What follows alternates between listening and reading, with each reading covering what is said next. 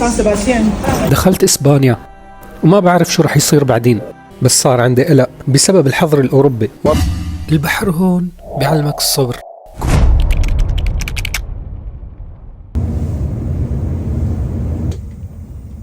وصلت برشلونة، ولكن ما كسائح مثل الناس. ما عندي عنوان ثابت ولا خطة واضحة، ولكن قلت رح أعيش اليوم مثل ما هو.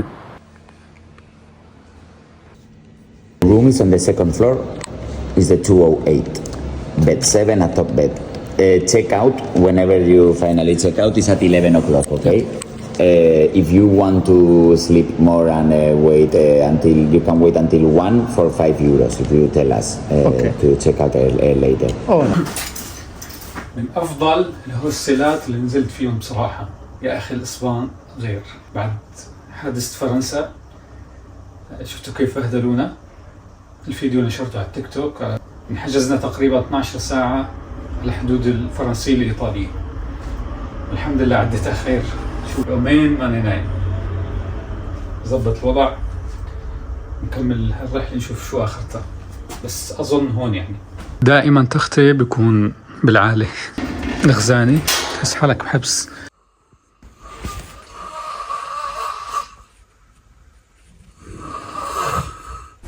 أول ليلة كانت هون. المكان بسيط بس في ناس من كل الدول، كل واحد عنده قصة مختلفة، بس في شيء بيجمعنا: الانتظار. الناس عم تسألني كيف عم تصور وأنا جهازي انسرق. الحقيقة حتى أنا ما كنت متوقع أكمل التصوير بعد اللي صار. لسه القصة ما انتهت. يمكن سرق الجوال بس ما الإرادة. قررت إني أكمل وخلي الكاميرا تشهد لكل زاوية بالمدينة الجديدة. طبعا برشلونة بيستخدموا الميتورات الصغيرة.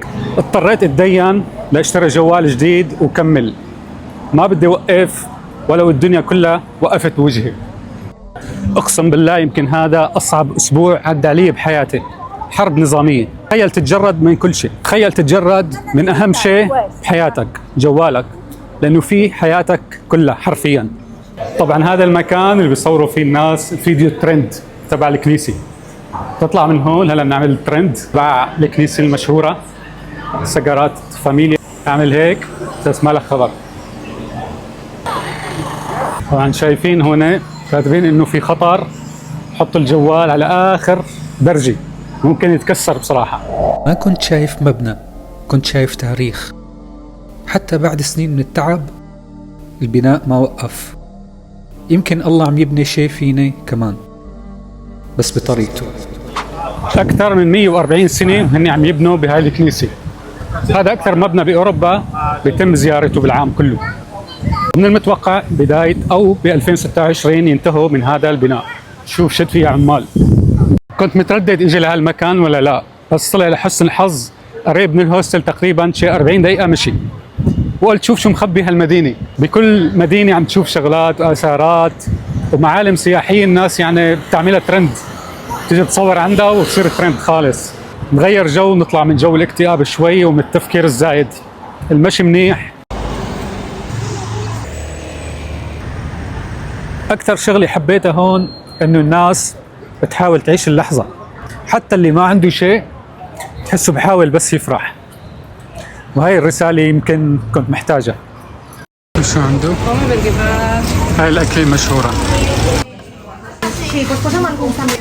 ثانك يو. ندور على مطعم شعبي. نصيحة اللي بيجي لهي الدول ما ياكل الأماكن السياحية. أول شيء غالي، ثاني شيء ما كثير طعمي مثل ما بيقولوا. في هون أكلة شعبية بإسبانيا بياكلوها كثير، مثل السمبوسك عنا بسوريا.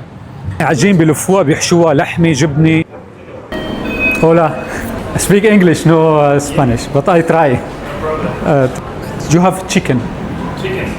How much this? 290. 290. هيك كل وحدة كاتبين عليها. هاي بولو، أسماء، جبنة، لحمة، دجاج. Yes, thank you. هاي اسمها بولو.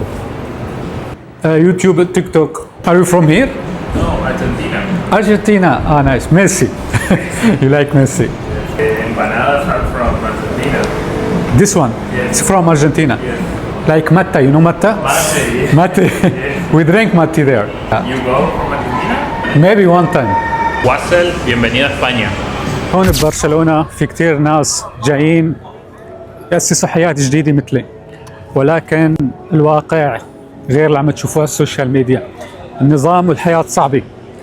أول سنتين بدك تعيشهم على حسابك، هاي اسمه نظام الهجرة. بتعيش سنتين بعدين الدولة هون تعطيك إقامة. خلال هالسنتين ما في مساعدات، واللي ما بتكلم لغة البلد هون المصيبة الكبيرة. هلا شوفوا المشردين، الناس هدول عم ينتظروا هالسنتين وين عم يناموا.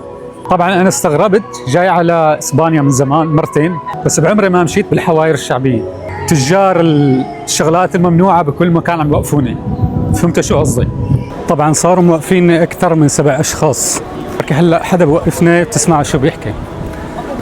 تجارة بأمستردام مسموحة بالمحلات، هون ممنوعة، ولكن بوقفوا بالشوارع بوقفوكم ليك عم يشوفوني انه عم صور، عم يبعدوا عن الكاميرا.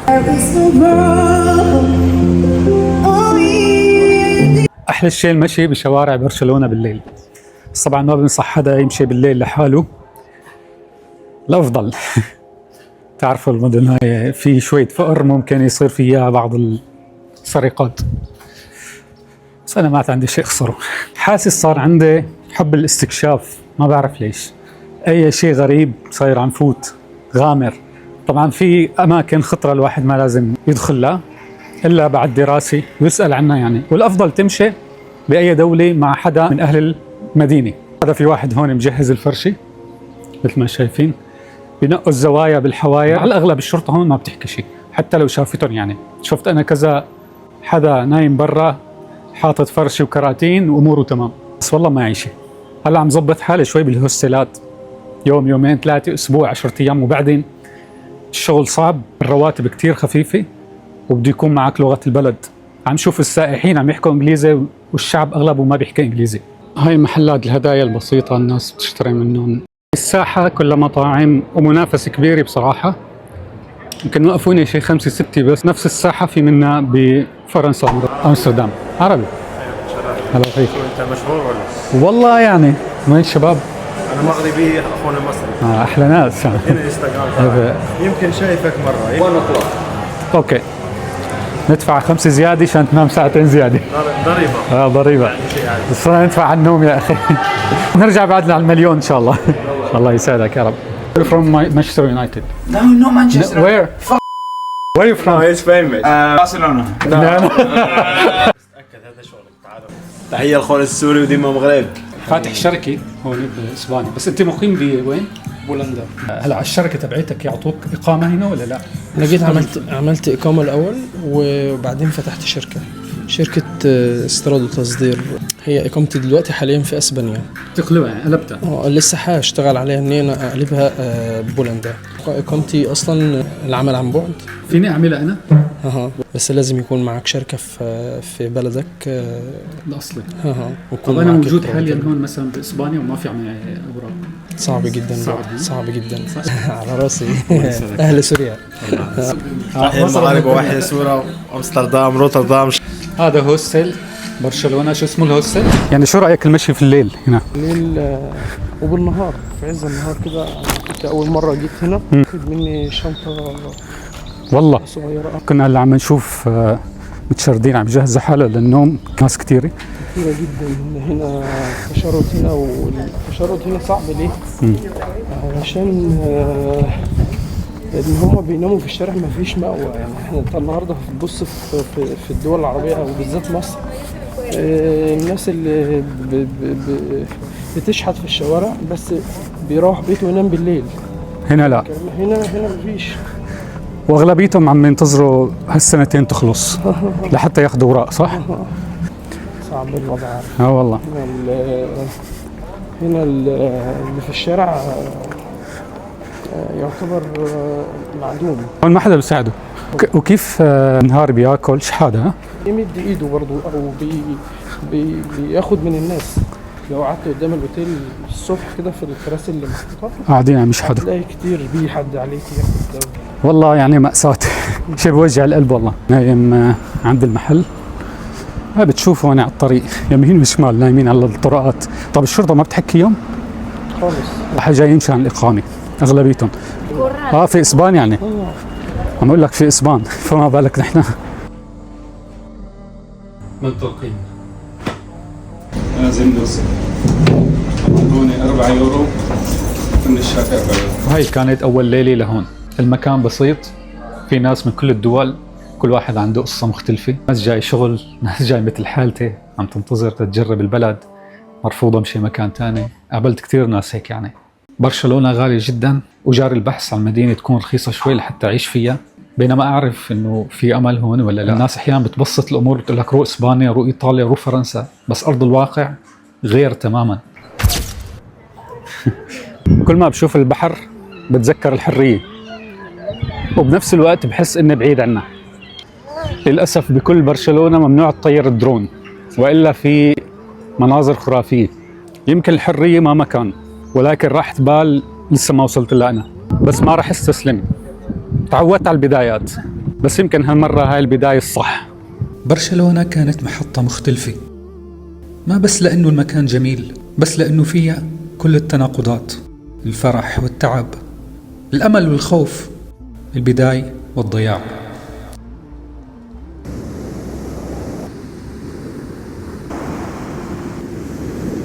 أحلى شيء تمشي بالليل على الشاطئ، بس اليوم البحر هايج. شوف الله على صوت البحر. بحس لما اجي على البحر الواحد بيزت همومه وبيمشي.